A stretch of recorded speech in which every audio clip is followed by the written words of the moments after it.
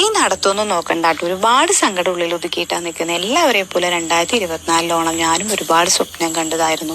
അതിനുവേണ്ടി ഒരുപാട് ഉറക്കുളച്ചും എഫേർട്ടും ഇട്ടും ഞങ്ങളുടെ ടീം അതിനുവേണ്ടി അത്രത്തോളം വർക്ക് ചെയ്യുന്നുണ്ട്. പക്ഷെ എന്ത് ചെയ്യാം, നമ്മൾ പറയില്ലേ വിചാരിച്ചതല്ല നമ്മുടെ ലൈഫിൽ നടക്കുക. അതുപോലെ അൺഎക്സ്പെക്റ്റഡ് ആയിട്ട് എനിക്കും വന്നു അങ്ങനെ ഒരു സിറ്റുവേഷൻ. എൻ്റെ മോന് പെട്ടെന്ന് സുഖമില്ലാതായി. ആദ്യമൊക്കെ വിചാരിച്ചു സാധാരണ ഒരു പനിയല്ലേന്ന്, പക്ഷെ പിന്നീട് അങ്ങോട്ട് അതിൻ്റെ സ്റ്റേജസ് മാറി വളരെ മോശം അവസ്ഥയിലേക്ക് പോയി. പക്ഷെ ആ സമയത്തും എന്താ പറയുക, എനിക്ക് ഒരുപാട് വിഷമം തോന്നിയ കുറേ കാര്യം എന്ന് പറഞ്ഞു കഴിഞ്ഞാൽ, എനിക്കൊരു മമ്മി ഉണ്ടായിരുന്നെങ്കിൽ ഞാൻ ഒരുപാട് എന്താ പറയുക മോൻ്റെ അടുത്തൊന്ന് ഇരിക്കാനോ അല്ലെങ്കിൽ എൻ്റെ മോളെ ഒന്ന് ഏൽപ്പിക്കാനോ അങ്ങനെയൊക്കെയുള്ള, നമ്മൾ പറയില്ലേ പലരും വിചാരിക്കുന്നു ഇങ്ങനെയുള്ള ലൈഫ് ബിസിനസ്സുകാരും ഭയങ്കര സുഖത്തിലാണ് പോകുന്നത്. പക്ഷെ ഞാൻ എൻ്റെ ലൈഫിൽ ഇത്രയും കടന്നു പോയിട്ടുള്ളൊരു വിഷമം എന്ന് പറഞ്ഞു കഴിഞ്ഞാൽ അത് പറഞ്ഞറിയിക്കാൻ പറ്റാത്തതാണ്. അതിൽ കൂടെ ഒക്കെ പോയി. പക്ഷെ ആ സമയത്തൊക്കെ ഞാൻ പറഞ്ഞില്ലേ, നമുക്ക് എന്താ പറയുക ചിലർ നമ്മുടെ മുമ്പിൽ മാലാഖ പോലെയാണ്. അങ്ങനെ എൻ്റെ മുമ്പിൽ ഈ സ്റ്റൈലിഷ് ടീം എന്ന് പറഞ്ഞു കഴിഞ്ഞാൽ ഒരു വലിയ കുറേ മാലാഖന്മാരുടെ കൂട്ടായിരുന്നു കേട്ടോ. കാരണം അവരെന്നോട് പറഞ്ഞു, മാം ഒന്നിനെ പറ്റിയും ടെൻഷൻ അടിക്കണ്ട, മാം ഇവിടെ വരിക, ബാക്കി മാമിനെ ചിരിപ്പിക്കേണ്ടതും ചെയ്യിപ്പിക്കേണ്ടതൊക്കെ ഞങ്ങൾ ഏറ്റോളാന്ന് പറഞ്ഞു.